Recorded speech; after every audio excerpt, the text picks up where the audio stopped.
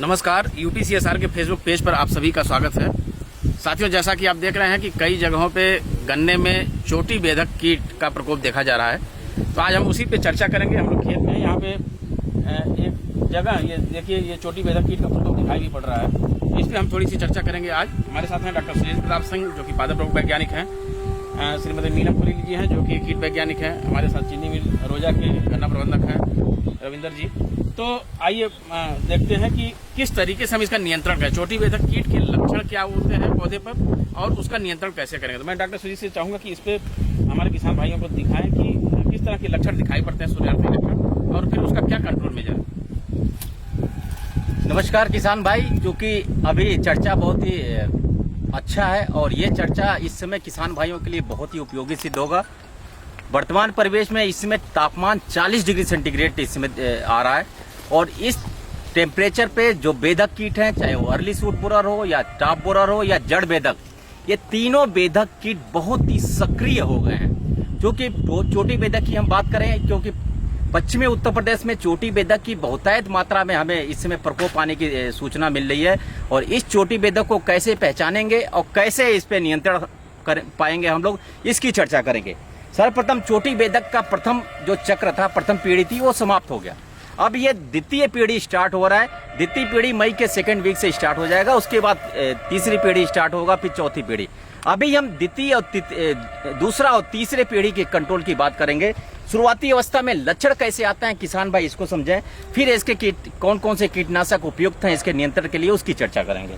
सबसे वर्तमान परिवेश में आप देखेंगे किसान भाई, पत्तियों के मध्य सिरा पे एक इस तरह की लाइन दिखाई देती है। अभी इसमें नहीं दिखाई दे रहा क्योंकि वो चरण खत्म हो गया है। इस तरह की लाइन अगर दिखाई देती है लाल कलर की, तो ये चोटी बेधक के प्रथम पीढ़ी का लक्षण था, जो कि समयांतर आने के बाद खत्म हो गया। और ये लाइन तभी दिखाई देती है जब इसके मध्य सिरा के निचले हिस्से पे नारंगी रंग के रुई के आकार के इसके जो अंड समूह पाए जाते हैं, इसमें से अंडे होते हैं और इन अंडों में से लार्वा निकलने के बाद यहाँ पे बैठते हैं और ये लार्वा मध्य सिरा के अंदर बेध के अंदर चले जाते हैं और अंदर ही अंदर नीचे लाइन की तरफ से मूव करके और ये इसकी कोमल पत्ती के अंदर चले जाते हैं। उसके बाद क्या होता है, इसके अंदर की जो कोमल पत्ती होती है उसको छेद करते हैं, समानांतर छेद कर देते हैं। आप समानांतर छेद कर देते हैं और जब पत्ती ऊपर बाहर से निकलती है तो आपको दिखाई देगा कि इसमें से छर्रे जैसे गोल गोल छेद दिखाई देंगे और पौधे का ये मिर्चार पौधा बिल्कुल बन जाएगा। और ये टॉप बोरर का डेड हर्ड पौधा होता है। और इस कंडीशन में किसान भाई इसको पहचान के पुष्टि कर लें, क्योंकि बहुत सारे किसान भाई इसको पोका बोइंग भी समझ लेते हैं। बहुत सारे ऐसे किसान भाई यदि इसको अर्ली सूट बोरर समझते हैं, भूल करते हैं, तो अर्ली सूट बोरर ये नहीं है। चोटी बेधक के ये प्रमुख लक्षण होते हैं, जो कि बीज की कोमल पत्ती में छोटे छोटे छर्रे के निशान जैसे छिद्र दिखाई देते हैं। ये प्रमुख लक्षण है चोटी बेधक के। इसको देख के किसान भाई बहुत आसानी से पहचान सकता है। पहचानने के बाद इसके नियंत्रण की तरफ जाना चाहिए। अब मैं नियंत्रण की बात करता हूं तो इसके व्यवहारिक नियंत्रण और मैकेनिकल कंट्रोल की मैं बात करूं। मैकेनिकल कंट्रोल में इस मृतसार पौधे को शुरुआती अवस्था में इस मदर सूट को किसी पतली खुरपी से, जैसा मैं किसान भाइयों को डेमो करके दिखा रहा हूं, पतली खुरपी ये थोड़ी चौड़ी है, पतली खुरपी से इस मदर सूट को हम जमीन की सतह से इस तरह से काट देंगे। अब किसान भाई देखें, काटने के बाद ये जो डेड हर्ड पौधा था, मिर्चार पौधा था, ये आपके हाथों में आ जाएगा। लार्वा इसके अंदर होती है, लार्वा के साथ साथ या प्यूपा इसके अंदर होगी। पूरे खेत से इसको निकाल के चारे में प्रयुक्त कर लेंगे या इसको नष्ट कर देंगे। ऐसा करने से मैकेनिकल कंट्रोल के माध्यम से चोटी बेधक का प्रथम नियंत्रण हम बड़ी आसानी से बिना किसी कीटनाशक का प्रसार, बिना किसी कीटनाशक को डाले हम बचाव कर सकते हैं। यदि हम वर्तमान परिवेश में हाई टेम्परेचर है, यदि किसान भाइयों को चोटी बेधक बहुतायत मात्रा में दिखाई दे रहा है, उनके खेत में 10% से ज्यादा दिखाई दे रहा है, पूरे खेत में परिलक्षित हो रहा है, ऐसी अवस्था में कीटनाशक का प्रयोग किसान भाई करें। कौन कौन से कीटनाशक का प्रयोग कैसे करना चाहिए, किसान भाई इसको कंठस्थ कर लें। क्योंकि अगर हम चोटी बेधक के प्रकोप आने के बाद कीटनाशक का समुचित अगर हम उसका उपयोग नहीं करते, अच्छे तरीके से उपयोग नहीं करते, तो निश्चित रूप से चोटी बेधक के लार्वा नहीं मरते हैं। इसको कीटनाशक के रूप में अगर मैं नाम की बात करता हूं तो क्लोरेंट्रानिलीप्रोल आता है, जो कि 18.5 80 में आता है। और ये 18.5 कोलेंट्रा नीलिप्रोल जो कि पहले कोराजेन केवल बनाता था, लेकिन आज के डेट में लगभग सभी फर्में इस रसायन को बना रही हैं। इसमें जो भी किसान भाइयों को सस्ता और उच्च गुणवत्ता वाले रसायन कोलेंट्रा नीलिप्रोल वाले जो भी ट्रेड नेम के केमिकल हैं उसको क्रय करके और इसको डालने की तरफ अग्रसर होना चाहिए, क्योंकि यही समय है किसान भाइयों को और सही समय है। इस सही समय में और इसी समय कोलेंट्रा नीलिप्रोल का ड्रेंचिंग अगर हम कर देते हैं तो चोटी बेधक कीट से उसके लार्वा से निजात पा जाएंगे। अन्यथा क्या होगा, यदि सेकेंड ब्रूड का अगर प्रकोप तेज हो जाएगा, ज्यादा हो जाएगा, निश्चित रूप से आगे आने वाली तीसरी पीढ़ी का प्रकोप बहुतायत मात्रा में दिखेगा। और तीसरी पीढ़ी का प्रकोप यदि ज्यादा मात्रा में दिखाई देता है तो निश्चित रूप से किसान भाइयों को बहुतायत मात्रा में आर्थिक नुकसान होता है। और ये कोलेंट्रा नीलिप्रोल जिसे हम कोराजेन का भी ट्रेड नेम जानते हैं, पहले कोराजेन इसको ट्रेड नेम के नाम से बनाती थी। इसके बाद सिटीजन एक फर्म है, वो भी सिटीजन ट्रेड नेम से बना रही है।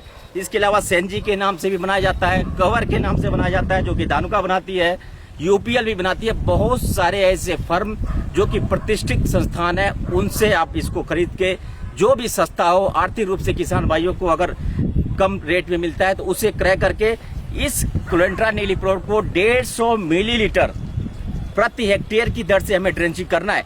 बहुत सारे ऐसे किसान भाई इसकी स्प्रेइंग कर रहे हैं। स्प्रेइंग किसी भी दशा में नहीं करना है।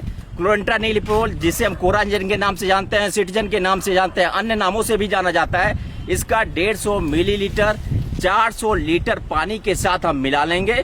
और मिलाने के बाद जड़ों के पास, मैं बता दूं कहां पे, आपको डेमो के साथ बता दे रहा हूं, ये जो हमारा पौधा है यहाँ पे जड़ों के पास हमें नैपजक जो स्प्रेयर है उसके नोजल को लूज कर लेंगे और एक पतली धार गिराते हुए जाएंगे। और सूखे मिट्टी में भी आप कोराजेन का इस्तेमाल कर सकते हैं या सिटीजन का इस्तेमाल कर सकते हैं, यूं कहे रसायन का नाम तो कोलेंट्रा नीलिप्रोल का इस्तेमाल कर सकते हैं। और उसे डालने के बाद, जड़ों के पास डालने के बाद 24 घंटे के अंदर आप पानी या सिंचाई उसमें कर दें। या दूसरा तरीका यह है कि सिंचाई के तुरंत बाद ही आप कोलेंट्रा नीलिप्रोल की ड्रेंचिंग कर सकते हैं। दवाओं के विकल्प की अगर मैं बात करता हूं, बहुत सारे ऐसे किसान भाई कोलेंट्रा नीलिप्रोल अगर उनके उपलब्ध नहीं हो पाता है, इसके विकल्प के रूप में आप फिप्रोनिल 40%, इमिडा 40% के कॉम्बिनेशन में एक रसायन आता है। बहुत सारे ऐसे ट्रेड नेम के रूप में बनाया जा रहा है, पुलिस के नाम से भी बनाया जाता है, इफ्को के सीरासागी के नाम से भी ये आता है। तो इस रसायन को 500 ग्राम 1000 लीटर पानी में आप मिला लें और मिलाने के बाद वही प्रक्रिया अपनाएंगे जो कि अभी कोलेंट्रा नीलिप्रोल के साथ मैंने बताया। इसको पूरी खेत में जड़ों के पास ड्रेंचिंग कर देंगे और ड्रेंचिंग करने के बाद सिंचाई कर दें, या सिंचाई करने के बाद इस दवा का इस्तेमाल आप कर सकते हैं। अगर हम रवा की बात करते हैं, दवा की बात कर लें, फिर से अभी बात कर लेंगे। बहुत सारे ऐसे किसान भाई विशेष परिस्थितियों में तरल लिक्विड जो हमारा तरल रसायन है उसका उपयोग नहीं कर पाता है। बहुतायत मात्रा में यदि चोटी बेधक का प्रकोप दिखाई दे रहा है, अभी हम तरल कर लें, अगर बाद में डालना चाहता है तो फर्टेरा का भी इस्तेमाल कर सकता है। फर्टेरा 0.3G का इस्तेमाल कर ले, 22.5 kg प्रति हेक्टेयर की दर से वो पूरे खेत में डाल सकता है। इसके अलावा वटाको का भी इस्तेमाल कर सकता है। वटाको 1.5G का आता है जिसमें कि कोलेंट्रा नीलिप्रोल 0.5 है और थायोमेथॉक्सम उसमें 1% पाया जाता है। इन दोनों रसायनों के कॉम्बिनेशन का भी उपयोग कर सकता है। 10 किलोग्राम प्रति हेक्टेयर की दर से अपने खेतों में इसका बुरकाव कर सकता है। इससे भी चोटी बेधक के प्रकोप से बचा जा सकता है। साथ ही साथ अंकुर बेधक और जड़ बेधक के प्रकोप से बहुतायत मात्रा में किसान भाइयों के फसलों पे फायदे मिलते हैं। ये देखिए यहाँ पे सूढ़ी जो हम लोग अंदर देख रहे थे, अंदर इसकी सूढ़ी खाते हुए निकल गई है। हाँ, ये देखिए काप बोरर की सूढ़ी है। अभी उस चीज को जो पौधे के मृतसार पौधे को मैंने निकाला था, डेड हर्ट जो निकाला था और काट के इसमें से ये सूढ़ी निकल के प्यूपा बनी होगी। ये प्रथम पीढ़ी का था। प्यूपा बनने के बाद उसमें तितली बन गई और तितली बनने के बाद पूरे खेत में निकल गई होगी।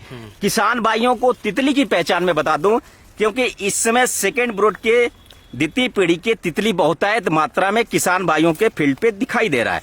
और किसान भाइयों पे ये तितली की जो रंग होती है, चाहे वो मेल हो या फीमेल, नर और मादा की मैं बात कर दूं, तो ये सिल्वर रंग की चमकती हुई बिल्कुल दिखाई देगी। खास तौर से सुबह की बेला में 8 बजे के पहले जब किसान भाई अपने खेतों में घूमता है या 6 बजे के बाद घूमता है, तो सिल्वर रंग के चमकती हुई चांदी के ये रंग के ये मेल और फीमेल सलब दिखाई देते हैं, इसके एडल्ट दिखाई देते हैं। ऐसी अवस्था में उसको भी मारने का इंतजाम करना चाहिए। ऐसा नहीं कि हमें केवल सूंडी को मारें, सूंडी के साथ साथ किसान भाइयों को इंटीग्रेटेड अप्रोच अपनाना है। इंटीग्रेटेड अप्रोच के कहने का तात्पर्य हमारे किसान भाई व्यवहारिक भाषा में समझ लें। यदि तितली दिखाई दे रही है तो तितली को हाथ से मसल के मार सकता है, या तितली को व्यवहारिक रूप से किसी रसायन का स्प्रे करके भी हम उन तितली को मार सकते हैं। जैसे कि इमिडाक्लोरपिड 17.8 SL का भी हम इस्तेमाल कर सकते हैं। इसकी मात्रा की बात करें 200 मिलीलीटर प्रति हेक्टेयर की दर से भी इस्तेमाल कर सकते हैं, और इसको सुबह की बेला में इस्तेमाल करेंगे जैसे कि तितली दिखाई दे। अगर तितली दिखाई दे रही है तभी हम स्प्रे करके उसको मार सकते हैं। दोपहर की बेला में स्प्रे करने से किसी भी तरह के फायदे नहीं होते हैं। और यदि अंडा भी दिखाई दे रहा है, अगर तितली दिखाई दे रही है तो अंडे भी निश्चित रूप से अंडे भी कहीं न कहीं दिखाई देते हैं। और ये अंडे कहाँ होते हैं? पत्तियों के निचले हिस्से पे, ये जो मध्य सिरा है, मध्य सिरा के समानांतर रुई के आकार के नारंगी रंग के रुई में ढके रहते हैं, और उसके अंदर जो होते हैं चोटी बेधक के जो अंडे हैं, लगभग 250 की संख्या में अंडे पाए जाते हैं। और ये अंड समूह कम से कम एक पत्तियों पे 6-7 की संख्या में हो सकता है।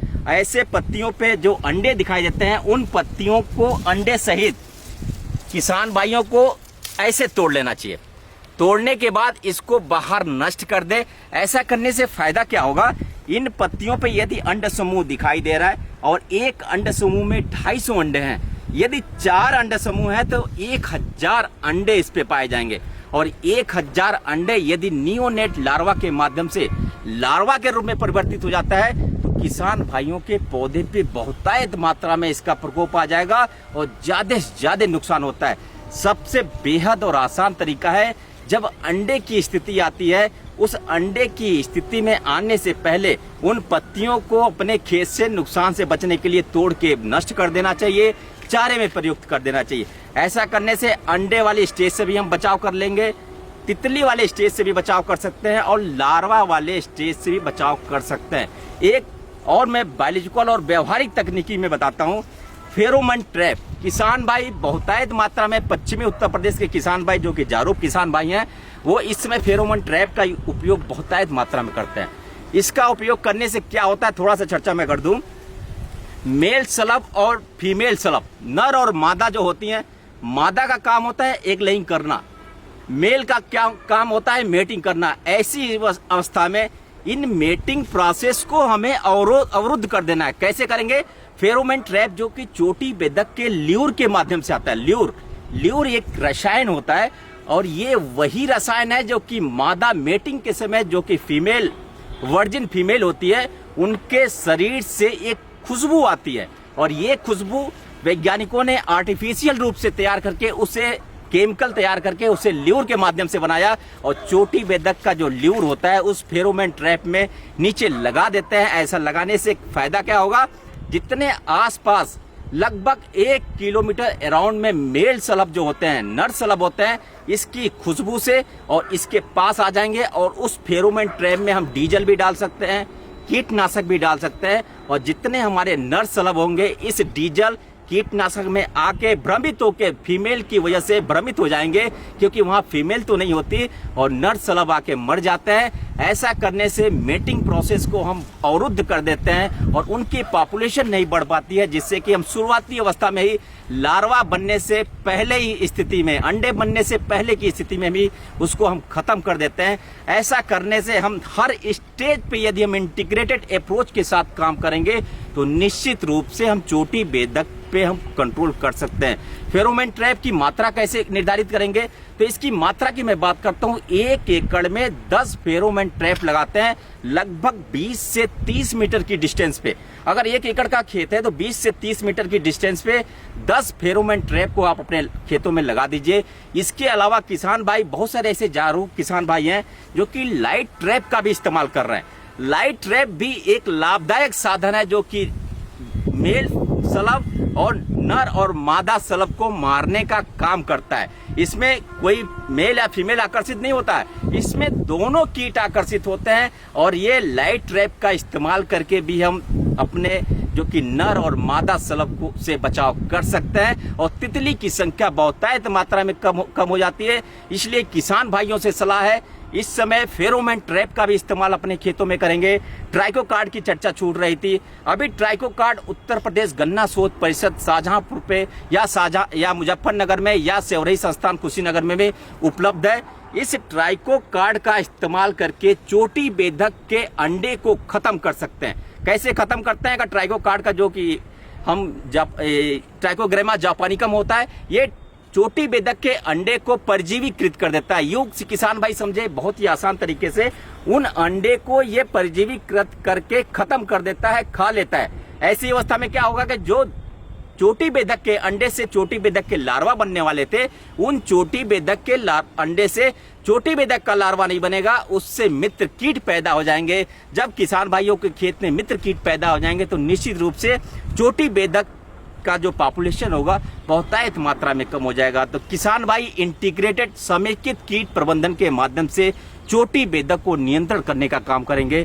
जैसे कि शुरुआत में मैंने रसायन की भी बात कर लिया, बायोलॉजिकल की भी बात कर लिया, इसके अलावा मैकेनिकल कंट्रोल की भी मैंने बात किया और व्यवहारिक कंट्रोल फेरोमोन ट्रैप की भी बात किया। इन सारे जितने भी नियंत्रण विधियां हैं उनका उपयोग करके चोटी बेधक के प्रकोप से बहुत ही आसान तरीके से बच सकते हैं। अंकुर बेधक की मैं बात करूं, अंकुर बेधक के लक्षण भी यहाँ दिखाई दे रहा है। मैं कैमरामैन से कहूंगा कि अंकुर यहाँ बहुत ही अच्छा सिम्टम यहाँ पे है। अंकुर बेधक के लक्षण को किसान भाई पहचान लें। अंकुर बेधक के लक्षण देखिए, बीज की जो पत्ती होती है, यह बीज की कोमल पत्ती ये सूख जाती है और जैसे हम इसको खींच के निकालते हैं, ये खींच के निकालने के बाद ये आसानी से ऊपर आ जाती है और नीचे सड़ जाता है और सड़ने के बाद बदबू आती है, सिरके जैसे भी महक आती है। ऐसी अवस्था में यदि बीज की पत्ती सूख जा रही है, ये अंकुर बेधक के लक्षण होता है। अंकुर बेधक के लक्षण से भी बचने के लिए इसको पतली खुरपी से काट के शुरुआती अवस्था में हम खत्म कर सकते हैं। जैसे कि मैं अब देखिए, मैं इस मदर सूट को मैंने काट दिया, इस पौधे को निकाल देंगे तो इसके अंदर जो लार्वी है, लार्वा भी आ गया, इसे हम खत्म कर देंगे, चारे में उपयुक्त कर लेंगे। और सिंचाई करने के बाद यहाँ पे हम यूरिया डाल दें। यूरिया डालने से फायदा क्या होगा? जो मदर सूट मैंने काटा है, यहाँ से कल्लों का विकास बहुत तेजी से होगा और एक कल्ले की जगह पे बहुतायत मात्रा में 4 से 5 कल्ले उसमें आ जाएंगे और गन्नों की संख्या भी बढ़ जाती है। इसके नियंत्रण की अगर मैं बात करूं किसान भाइयों को, तो चोटी बेधक के नियंत्रण के लिए जो हम इस समय कोराजन का इस्तेमाल कर रहे हैं, क्लोरिनेटेड मिलीप्रोल की बात करें, सेम रसायन, वही रसायन हम उसी तरीके से अगर हम कर दें तो अंकुर बेधक से भी हम बचाव कर सकते हैं, साथ ही साथ जड़ बेधक से भी बचाव कर लेंगे और चोटी बेधक का प्रकोप भी बहुतायत मात्रा में कम हो जाता है। तो ये देखिए पूरी बात रही आज जो चोटी बेधक कीट जो चीनी मिल क्षेत्रों में, काफी चीनी मिल क्षेत्रों में ये बढ़ रहा है। तो चोटी बेधक कीट के नियंत्रण की बात जो है, चाहे वो बायोलॉजिकल कंट्रोल की बात हो, चाहे मैकेनिकल कंट्रोल की बात हो, चाहे केमिकल कंट्रोल की बात हो, सभी के बारे में विस्तार से चर्चा हुई। हम आपसे अनुरोध करेंगे कि समेकित प्रबंध आप करें ताकि चोटी बेधक कीट से आप बचाव कर सकें। हम समय समय पर आपको अपडेट करते रहेंगे। इस कार्यक्रम के माध्यम से मैं बताना चाहता हूं चीनी मिलों को और अपने जो गन्ना विकास परिषद के लोग हैं कि उत्तर प्रदेश गन्ना शोध परिषद शाहजहांपुर में ये ट्राइको कार्ड मिल रहा है, मुजफ्फरनगर में मिल रहा है, सेवरही में मिल रहा है। आप वहां पे अपनी डिमांड दे करके वहां से आप प्राप्त कर सकते हैं। आज के लिए बस इतना ही, अगली बार पुनः मिलेंगे, तब तक के लिए नमस्कार।